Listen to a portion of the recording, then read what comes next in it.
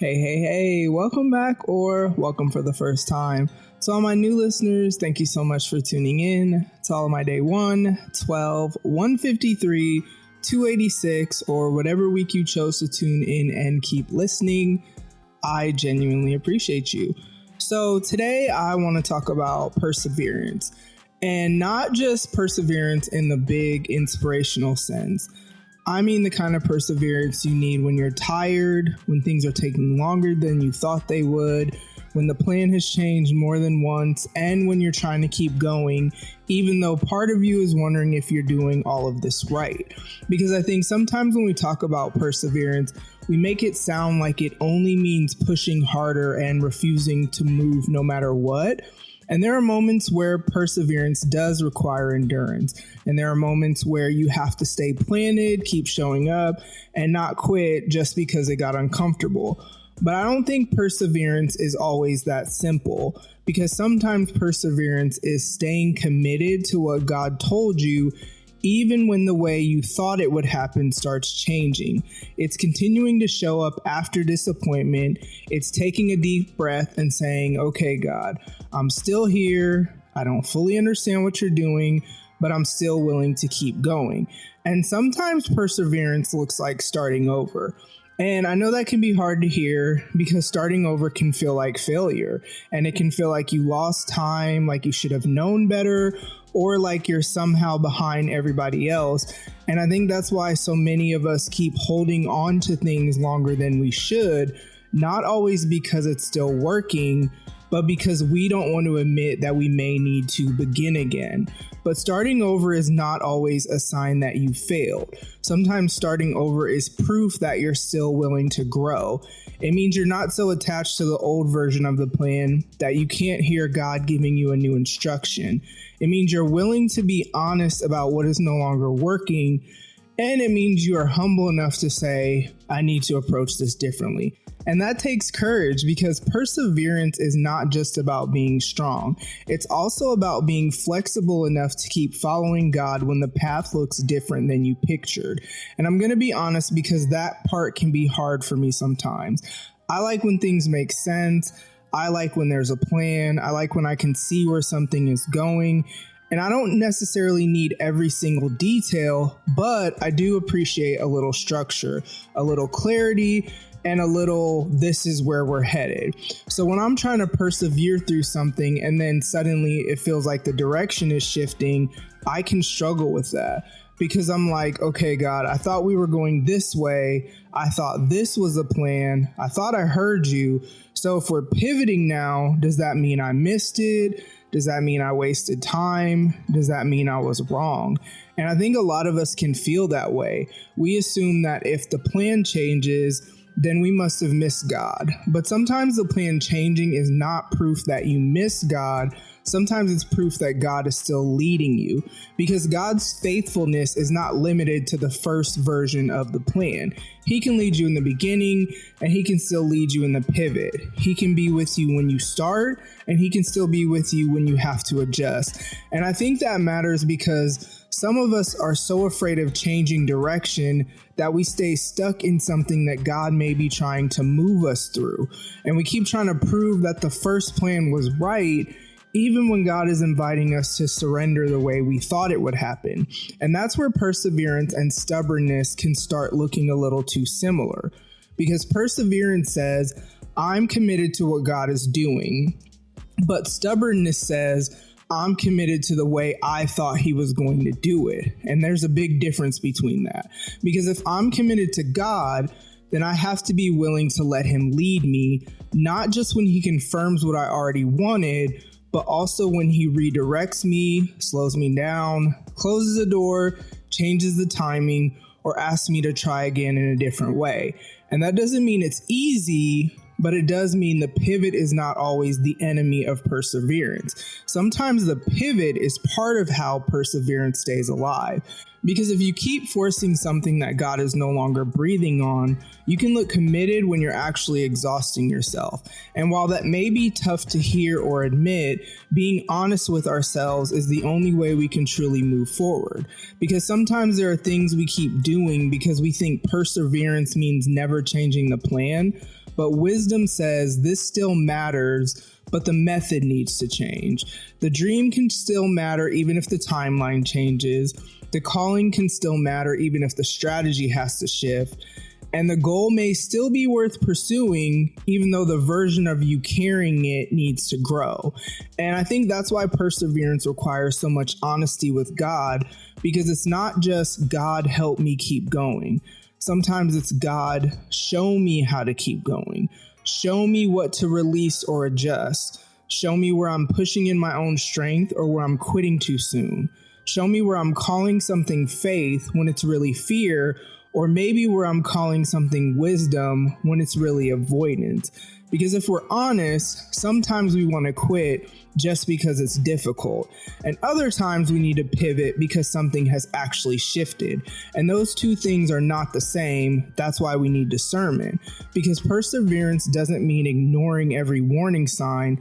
It doesn't mean burning yourself out to prove you're faithful. And it doesn't mean staying in a place God has already given you grace to move from. But perseverance also doesn't mean quitting every time it gets uncomfortable. And I think that's where we have to let God search our hearts, because sometimes the things we want to walk away from is not wrong. It's just requiring more maturity than we expected.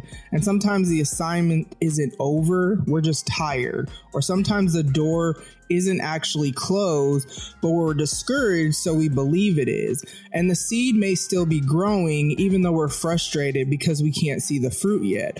And I know that's a difficult place to be, because it's hard to keep showing up when you believe you're doing what God told you to do, but things are happening so much slower than you would like them to. It's hard to stay faithful when you don't see the results yet. And it's hard to keep choosing obedience when your emotions are asking you how much longer you have to obey. Because perseverance sounds good until you actually have to persevere. It sounds good until you've prayed and still don't see movement, or until you've tried again and things still don't work out. It sounds good until you're clapping for other people while wondering when it's going to be your turn. And it sounds good until you have to keep being faithful in a season that feels quiet. And I think one of the hardest parts of perseverance is that it often happens in places nobody sees. People may see the finished result, but they don't always see the emotional work it took to keep going. They don't see the private prayers, the moments where you wanted to quit, the disappointment you had to work through, or how many times you had to choose obedience when your feelings didn't match your faith. But God sees it. He sees every quiet yes and every time you keep showing up. He sees every time you choose not to quit out of fear, and he sees every time you start over with a softer heart and a little more wisdom. And don't think that doesn't matter, because sometimes we think perseverance only counts when it looks big, but sometimes perseverance is very quiet. It can be getting back up after a hard day. It can be rewriting the plan instead of throwing the whole dream away. It can be making the phone call, going back to therapy, apologizing, choosing discipline when motivation is gone, or praying again after disappointment. And sometimes perseverance is believing again after you told yourself you were done getting your hopes up. And maybe for you, perseverance is not about doing more. Maybe it's about not giving up on the version of you God is forming through this process. Because sometimes we're so focused on the outcome that we miss how we're being shaped and molded on the journey to get there. We want the thing to work or the door to open, or we want the dream to happen or the answer to come. And those desires are not wrong, but God is also doing something in us while we wait, while we build, while we heal, while we pivot, and while we begin again. And that's important to consider, because perseverance is not just about reaching a destination. It's about becoming someone who can carry what God is preparing. And I know that can feel frustrating when you just want the thing to happen, because sometimes we would prefer the breakthrough instead of the character development.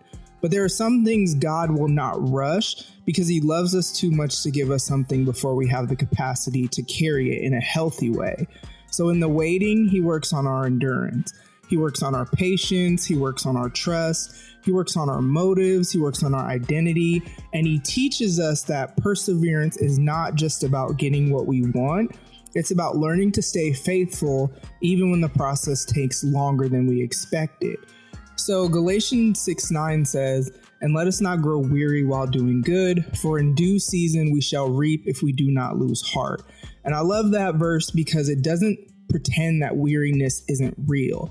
It says, let us not grow weary, which means God already knows that we can get tired. He knows doing good can get tiring. He knows faithfulness can feel heavy sometimes.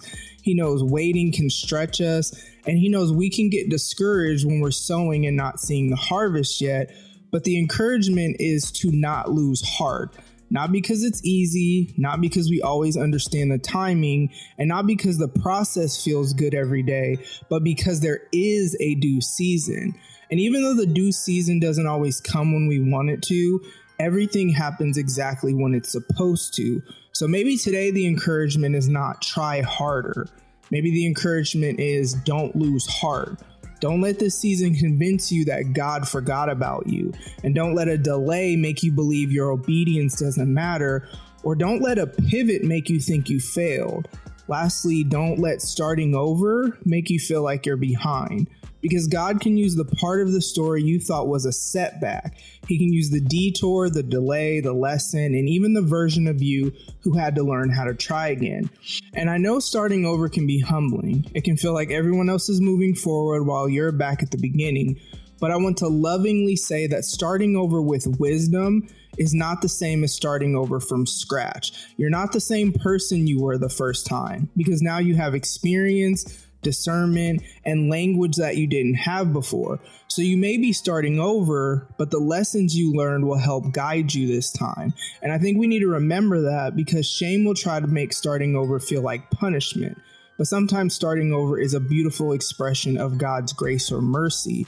Because sometimes God lets us begin again because he's not done with us. And he gives us another chance to build differently, love differently, lead differently, choose differently, and trust differently. And sometimes starting over is the very thing that teaches us perseverance. Because perseverance doesn't mean we won't fall or we won't need to adjust. And it doesn't mean we won't have a moment where we'll cry in our car, question everything, and then still have to go inside and act normal. But perseverance does mean we'll continue to walk with God through all of that. It's saying I may have to pivot, but I'm not giving up. Or I may have to start over, but I'm still becoming. Or it can be saying this is harder than I thought it would be, but I still believe God is faithful. And I want to be careful here because I don't want anyone to hear this and think perseverance means staying in something harmful, unhealthy, or destructive, because that's not what I'm saying. There are times when leaving is obedient. There are times when stopping is wisdom. There are times when God is not asking you to endure something. He's actually asking you to come out of it. So when I'm talking about perseverance, I'm not talking about ignoring wisdom or overriding your peace. I'm talking about not giving up on what God is forming in you just because the process gets uncomfortable. There is a difference between surrendering something God is asking you to release and quitting something God is asking you to keep showing up for. And that's why this has to be walked out with God, because people can give opinions, friends can give advice, social media can give you cute little quotes, but only God knows the full picture of what he's doing in you. So you have to ask him, God, am I supposed to keep going or am I supposed to pivot? Am I tired or am I being redirected? Am I afraid or am I using wisdom? Am I starting over because I failed, or are you giving me grace to build again? And then you have to be willing to listen after you ask him, because perseverance doesn't necessarily mean you'll stay on the same road. Sometimes it means staying surrendered to the same God, even when the road changes. And that's the part we need to hold on to, because the goal is not to prove we can push through everything. The goal is to remain faithful. Faithful when the path is clear, and faithful when the path changes. Faithful when we have to slow down, when we have to try again, and we have to let go of the version we pictured so we can trust God with the version he's actually building. And maybe that's what perseverance looks like for you right now. Not giving up, but also not forcing. Not quitting, but also not pretending. Not staying stuck, but also not running from growth. Just continuing to walk with God one step at a time. And I think that's important because sometimes we make perseverance too big in our minds when most of the time perseverance is just the next faithful step. It's doing the next right thing, having the next honest conversation, making the next wise adjustment, choosing the next act of obedience, and taking the next breath while saying, God, help me keep going. And if that's where you are, I want to encourage you, because you're not weak just because you're tired. You're not failing just because you had to pivot. You're not behind just because you had to start over. And you're not disqualified just because the first version of the plan didn't work. You're still becoming and God's still working. So you just have to keep going, but you have to keep going with God. Keep showing up, but stay open to his direction. Keep building, but let him shape the blueprint. Keep believing, but let him heal the places where disappointment made you guarded. And keep persevering, but don't confuse perseverance with doing everything in your own strength. Because the goal is not to prove how strong you are. The goal is to stay connected to the one who gives you strength. And my hope and prayer for anyone listening is that you would have the grace to keep going when God is asking you to keep going, the humility to pivot when God is asking you to pivot, and the courage to start over when starting over is the next faithful step. And I hope you stop seeing every reset as a failure. I hope you stop letting delay define your worth. I hope you stop comparing your process to someone else's progress. And I hope you remember that perseverance isn't about never getting tired. It's about not losing heart. So you have to take that next step. And as you take that step, trust that God is with you in the process, in the pivot, and in the starting over again. So that's what I have for y'all this week. Thank you so much for tuning in. As always, make sure you're taking care of yourself mentally, emotionally, spiritually, and physically. Be healthy in your relationships. I love y'all so much, and I will talk to y'all soon. Bye.